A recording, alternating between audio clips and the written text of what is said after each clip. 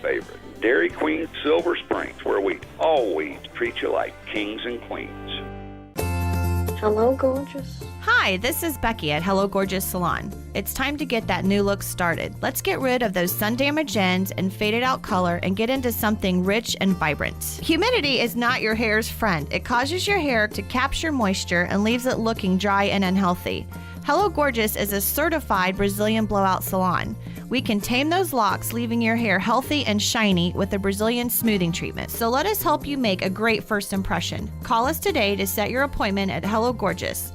Our number is 352-351-5358. Again, that's 352-351-5358. And don't forget, we also do men and children's cuts too. 351-5358. Hello Gorgeous is conveniently located in the heart of downtown Ocala. So call today and set up your appointment at Hello Gorgeous Salon at 351-5358. That's 351-5358. Hello, gorgeous.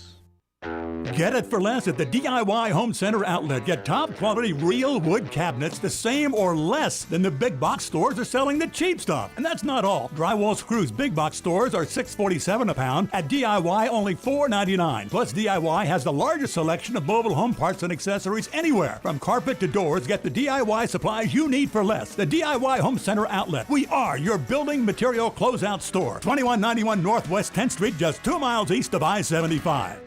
Of all the questions you get asked every day, this is one you should not ignore. How much money in your 401k or IRA is actually yours? Not what its current value is, but how much of it will end up in your pockets, not the government's. Remember, you still might owe taxes on that money. Make sure you are not overpaying. Keep every dollar you are entitled to. Look, I know it's confusing, it's complicated, and it definitely is not fun. That's why at Pinnacle Retirement Advisors, we offer strategies to help make sure you're not paying more in taxes than your fair share. It's your money.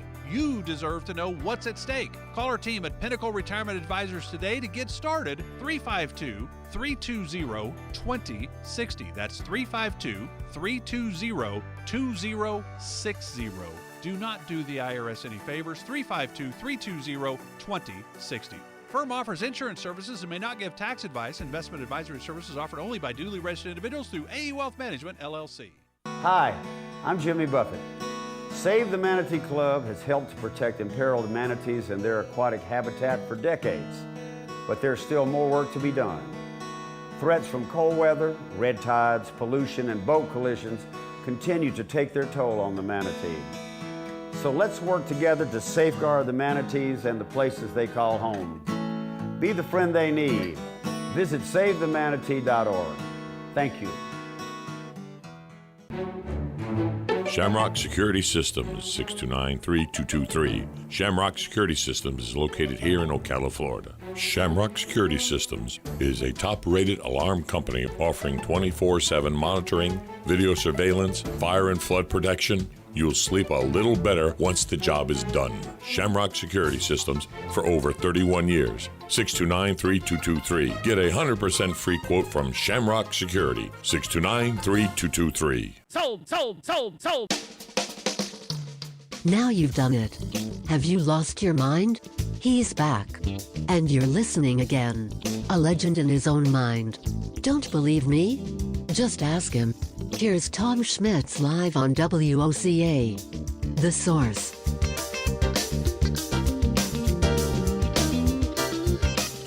Welcome back as we wrap up the first Ocala Talk of the year.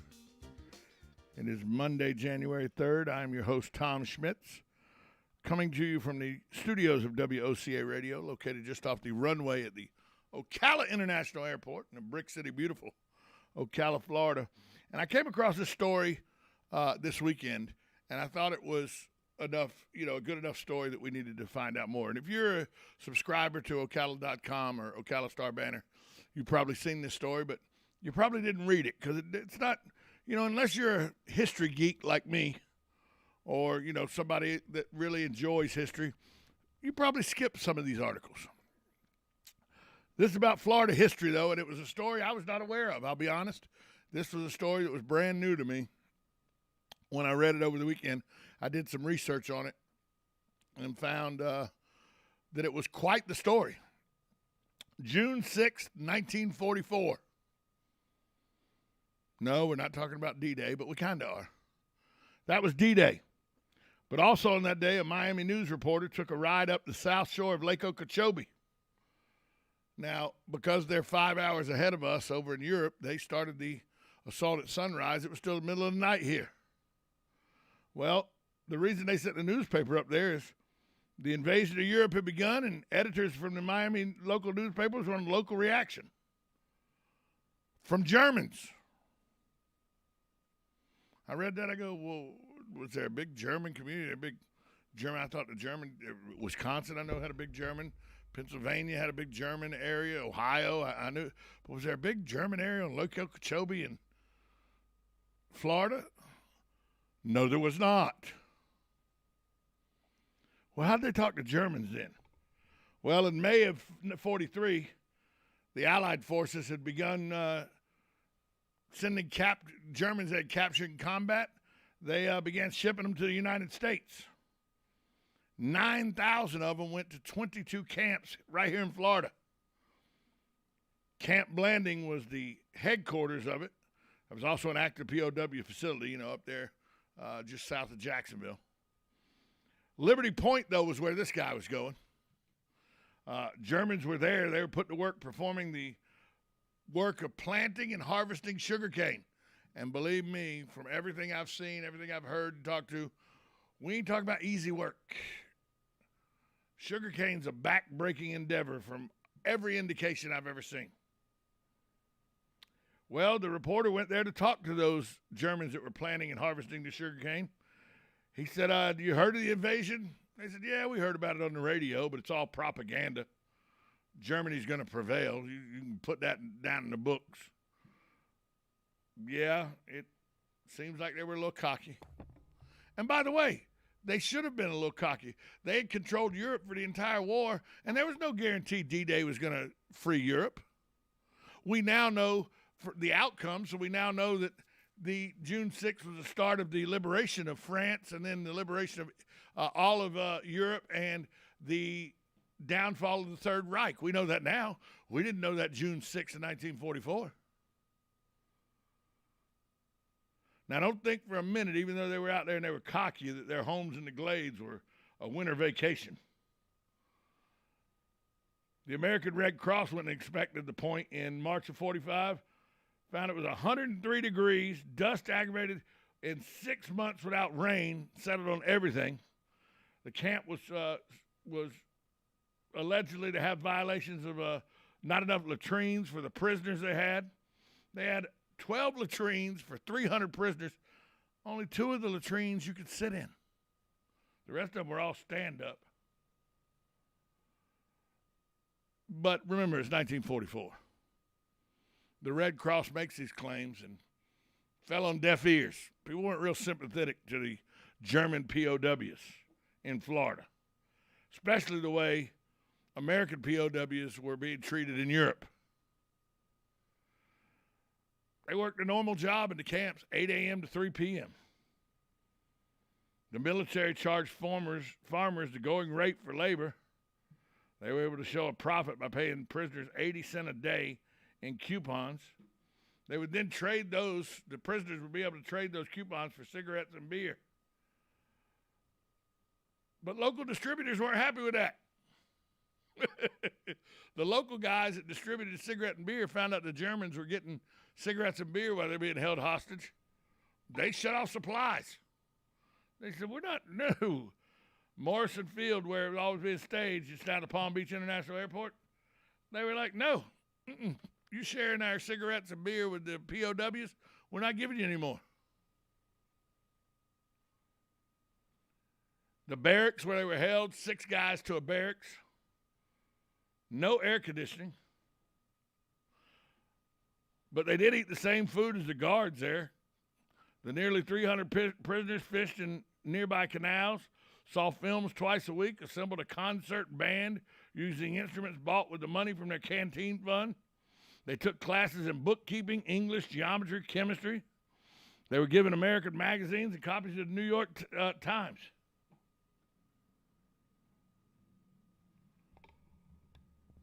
I mean, at the Belglade camp, POWs held a 2-day strike over cutting cigarette rations.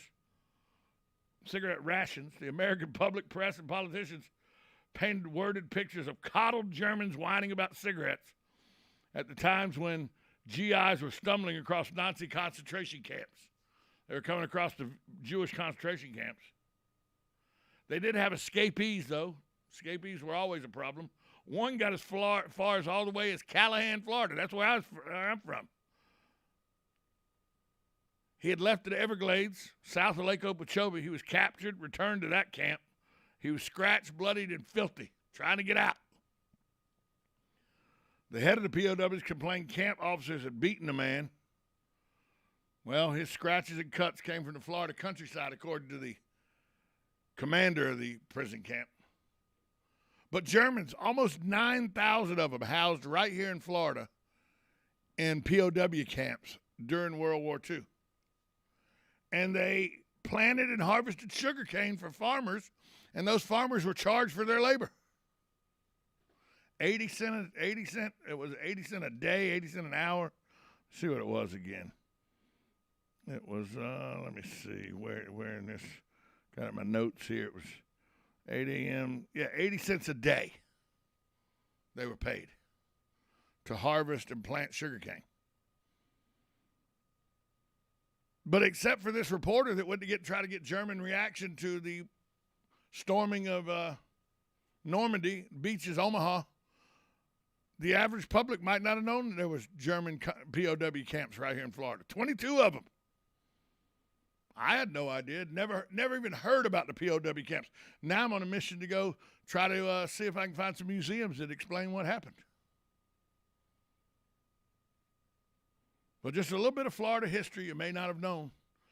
22 prisoner of war camps housing German POWs were located in the state of Florida, headquartered out of Camp Blanding, just north of us, up just above Green Cove Springs. I did not know that. Now I know, and so do you. You know, there's more that happened on D-Day than just the invasion. 1 year older today, Monday, January 3rd, Victoria Principal. She played Pam Ewing on Dallas. She's 72 today. Mel Gibson, 66 today. Formula One legend Michael Schumacher. Even I know who he is, and I don't watch Formula One. He's 52 today. Danica McKellar, she was in the Wonder Years. Penny. She's also author of 6 mathematics books. She's 47. Former Ole Miss quarterback and New York Giant quarterback Eli Manning is 41 today. And activist Greta Thunberg. Remember the angry little girl that told us, "How dare you? How dare you?" Back 6 years ago. She's 19 today. 19 years old, Greta Thunberg is today. Hey, it is 2022. Back to real life. You know, the holidays are officially over. But I'll tell you one way to know that that's happening. The holidays are officially over when the favorite present of your children from December 25th has already been forgotten and the new has worn off of it. That means the holiday season's over. Some of you, that holiday season ended about the day after Christmas, but it's officially over now. Back to real life, folks. We'll be here every day trying to help you make sense of it. This is Ocala Talks. I want to thank Chief Mike Balkin for coming in and spending time with us today. He'll do that the first Monday of every month. The first Monday of the month, Mike Balkin will be in at 9 o'clock to talk to us about what goes on with the Ocala Police Department. Thanks for listening. We'll be back here tomorrow at the same time. This is Ocala Talks. I'm your host, Tom Schmitz. You're listening to it on 1370 AM, 96.3 FM. WOCA, The Source. See you tomorrow, folks. WOCA AM, W242 CAFM, Ocala, The Source.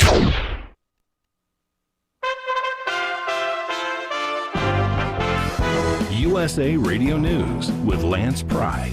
As we ended 2021 with record number of children being hospitalized with COVID-19, Dr. Fauci explains the numbers are inflated.